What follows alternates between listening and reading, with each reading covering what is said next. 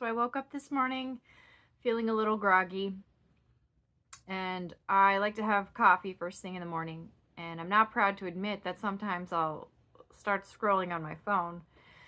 Something that I try to not do. I try to just sit and be quiet and drink my coffee in peace in the morning, but I'm a human, so sometimes I get curious and start scrolling on my phone.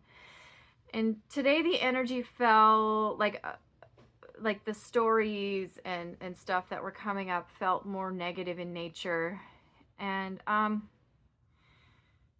not sure if that's me and my own unconscious wounds kind of projecting and coming to the surface, or if it's more of like a global feeling at this time right now. I did come across some comments that Donald Trump has made recently. I don't know if it was yesterday or very recently, about Iran. And I would consider quite incendiary comments. But it's also important to keep in mind, I don't know, maybe there's some sort of strategy behind these comments, because I am trying to vote this year in a way that de-escalates global conflicts. I do have concerns about these conflicts. They have been escalating. They've been continuing to escalate.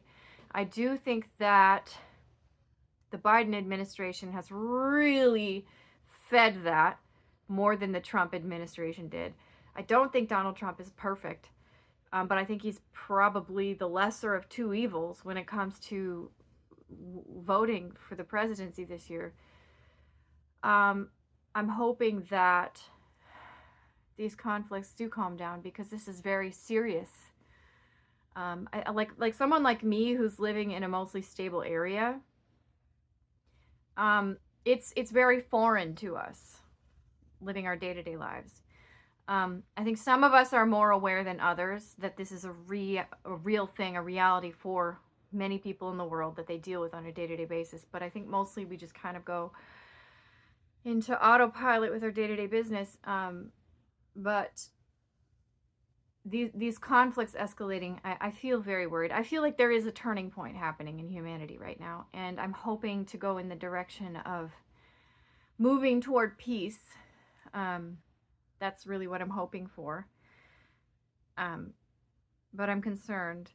So these leaders, I really want to say, so there's numerous different conflicts going on, political conflicts in the world right now.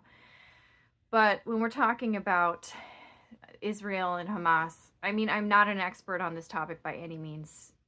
With the geopolitical issues, I really have just kind of rudimentary understanding of these conflicts. But you have these two groups that are fighting against each other. One of them is a terrorist group, quote unquote. Well, yes, okay, I can see that aspect of the conversation. But it is absolutely the truth that Israel is also acting as an aggressor. So if we have a government, which would be Israel, some people might call that a terrorist group. I don't know. I'm sorry. I'm just calling it like it is. We're seeing groups of people fighting with each other, saying the other is the terrorist group. Whatever. That doesn't really matter to me. What I'm seeing is these two groups fighting with each other. And then the problem I have is there's all of these innocent people getting killed in the process. This is madness on both sides. The recent attack, I mean, all of it is madness. On both sides, it's absolute madness. So you have people who are very intelligent, clever people in these positions, these high-level positions of government. But they're acting with aggression. They're letting the aggressive part of their minds take over. And the aggressive, the greed aspect of it. So when it comes to at what point do innocent lives make any of this worthwhile? It's madness.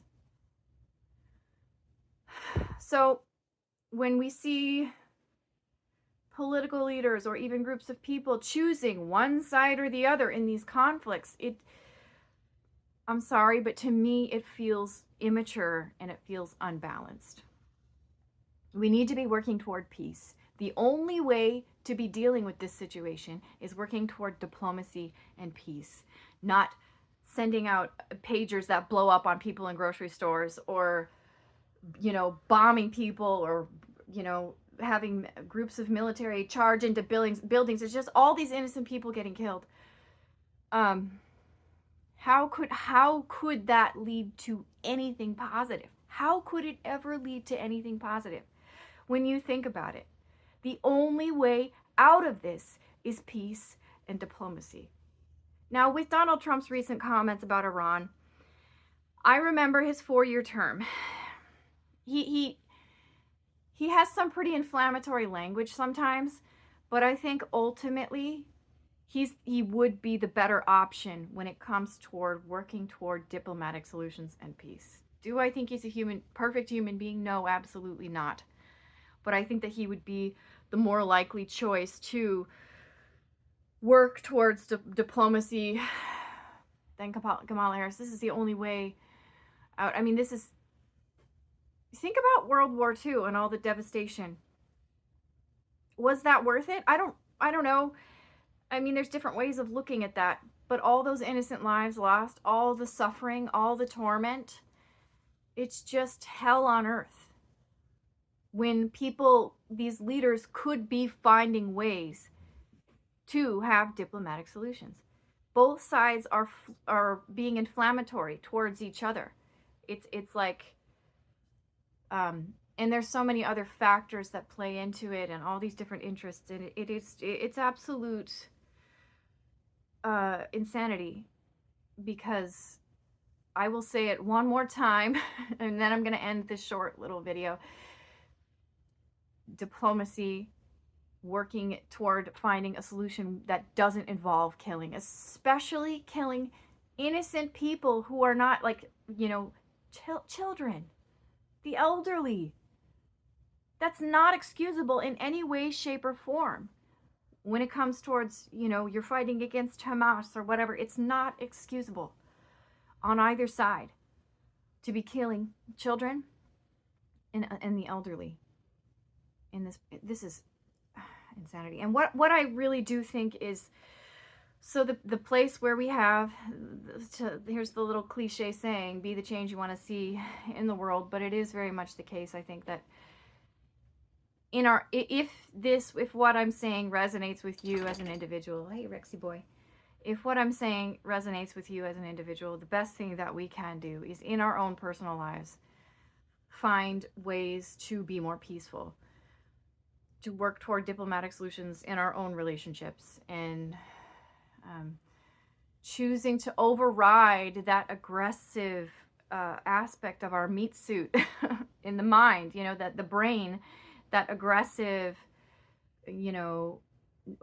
desire fulfilling, greed seeking aspect of our brains, overriding it in our day-to-day life and choosing peace in whatever way we can.